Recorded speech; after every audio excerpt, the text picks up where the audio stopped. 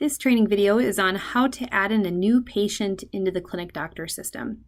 So to start, we always search in the upper left-hand search menu, and you can search at least 3 characters at their first or last name, and as you're typing in, your results will populate.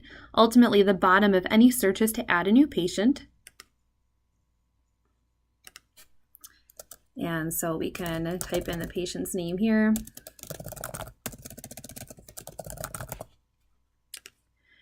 And the minimum save requirements here is just going to be the first and last name. If we do try to save without the rest of the information required to submit a claim empty, we will be prompted to enter that information in as kind of a recommendation.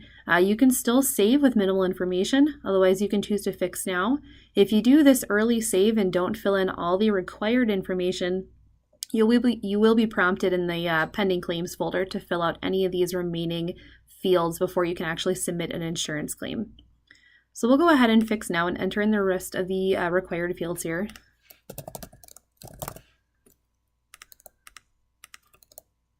For socials, if you do not collect that information or if patients are unwilling to provide that information, the minimum requirement there is just to enter in all 9s.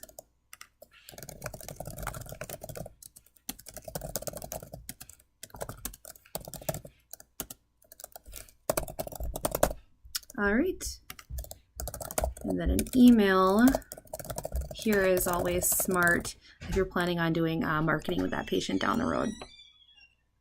So we'll go ahead and save, and now that brings us to the patient's billing dashboard.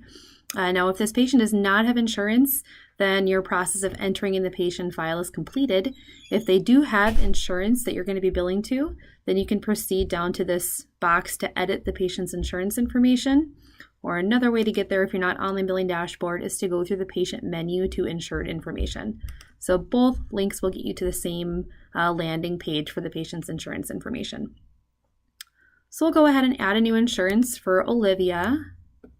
Billing order is 1, indicating this will be their primary insurance.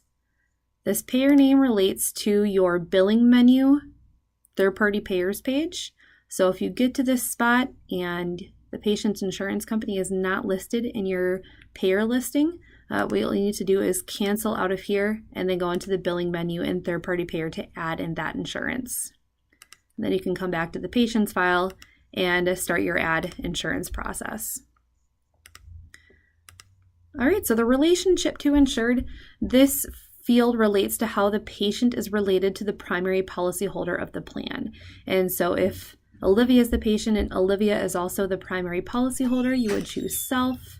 If Olivia is your patient but the spouse is the primary policyholder, then you would choose spouse and then put the spouse's name, ID number, date of birth, and gender in. So just be aware of those things to allow for optimal insurance claim processing. So we'll choose self, indicating that Olivia is our insured. For the insured ID, we recommend omitting any spaces or dashes. This is going to give you the best chance of reimbursement. Can cause rejections, especially with Medicare patients if you're putting in any spaces or dashes here. For Blue Cross Blue Shield, we've found that some states do require uppercase characters for the insured ID prefix. So any letters in the insurance ID, we're also recommending that you put in uppercase formatting. So same formatting rules apply with the insured's policy group or FICA number. The insurance companies are less strict with that field, but we just recommend best process overall to avoid any special characters, dashes, lowercase characters, that kind of thing. So we'll go ahead and add that patient's insurance information in. At this point in time, if the patient does have a supplemental or a secondary plan, you can add that in very similarly by clicking on Add New Insured. Just make sure you're changing your billing order to indicate supplemental or primary, and then the rest of the steps would be the same. And then once the patient's insurance information has been added, we have an insurance verification area to use to implement adding in their insurance verification details. So we can click here to add a new insurance.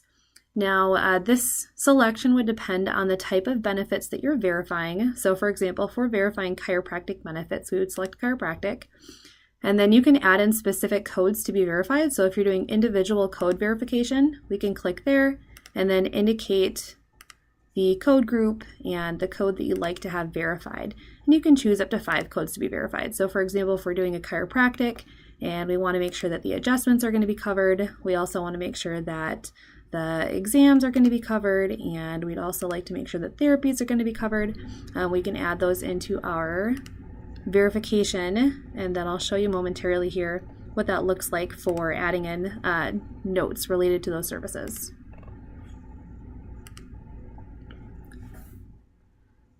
All right, so this is our insurance verification page. This has many of the really important data points when gathering an insurance verification. And if you had added in those additional codes, those will show up down towards the bottom here, where you can indicate that they had been verified and then corresponding notes.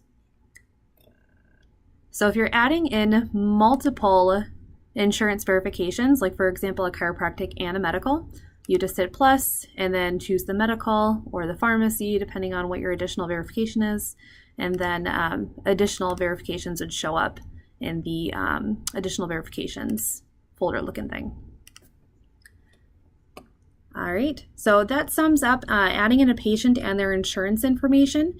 If you have any questions, feel free to contact your clinic doctor account manager for assistance.